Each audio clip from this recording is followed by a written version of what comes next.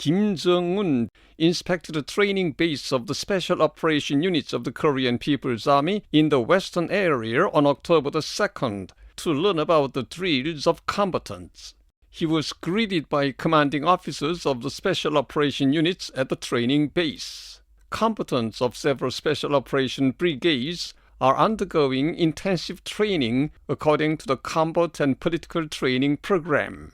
The drills were aimed at judging the combat readiness of the combatants and perfectly preparing them spiritually, physically, tactically, and technically so that they can reliably and successfully carry out their special operation tasks under any combat situation.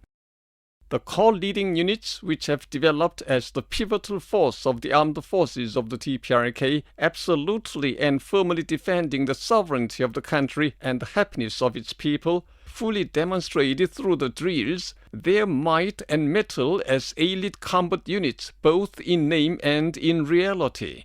Watching with satisfaction the combatants perfectly versed in different combat situations, Jong Un highly praised all the combatants for having firmly prepared themselves politically, ideologically, militarily, technically, and physically, bearing in mind the honorable mission of defending the country and its people. These units should steadily study and apply a new methodology of Korean style in training, make the combatants master it, and thus create an absolute standard incomparable with that of any army. That day he told the commanding officers about the ceremony held by the enemy in Seoul on October the 1st, called the Rock Army Day. He said, "The puppet Yoon Suk-yeol, obsessed with anti-DPRK intent, read a commemorative address running through with his will for counteraction out of his delusion of persecution by our republic. This is a reflection of the security uneasiness and restless psychology of the puppet forces. Through careless words, he made a bluff of a resolute and overwhelming response by the ROK-US alliance and the end of regime, clamoring about the character of the ROK-US alliance based on nukes, and fully betrayed the bellicose temerity. This means that they themselves acknowledge that they are the forces destroying regional security and peace.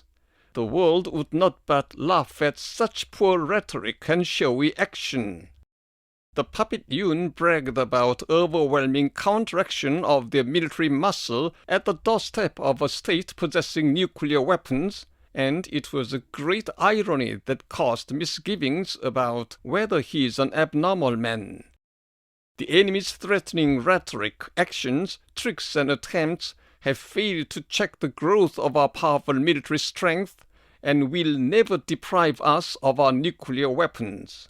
We have secured an irreversibly absolute strength as a nuclear power and the system and functions for using it by overcoming the challenges for a long time. If the enemy, seized with extreme foolishness and recklessness, make a step forward and attempt to use their armed forces to encroach upon the sovereignty of our republic, full of excessive confidence in the ROK-US alliance in disregard of our repeated warnings, the DPRK will use without hesitation all the striking forces in its possession, including nuclear weapons. If such situation is created, the permanent existence of Seoul and the Republic of Korea would be impossible. This is not a rhetorical threat, but a realistic prediction of the physical destructive power, which the world people cannot but admit. We should continue to cultivate our strength, and bear in mind again that the strength in our possession is the only guarantee for keeping the enemy under control and defending ourselves. The Korean People's Army should firmly defend the party, revolution, country, and people by dint of its powerful military muscle, remaining more loyal to its sacred mission. Jong Un had a photo session with the officers and men who participated in the drills, highly praising their ideological and mental world and their will to defend the country. All the combatants broke into cheers of hurrah as a reflection of their pledge of loyalty to the great brilliant commander who came to their training base gave them meticulous guidance, and bestowed loving care and trust on them repeatedly, and made a firm determination to firmly prepare themselves as brave combatants capable of carrying out any combat mission most thoroughly and perfectly at any time, by continuing to strive for bolstering up the limitless capabilities for fighting war and perfecting combat preparations as desired by him, mindful of the consciousness that they are the point men in defending the national sovereignty and interests.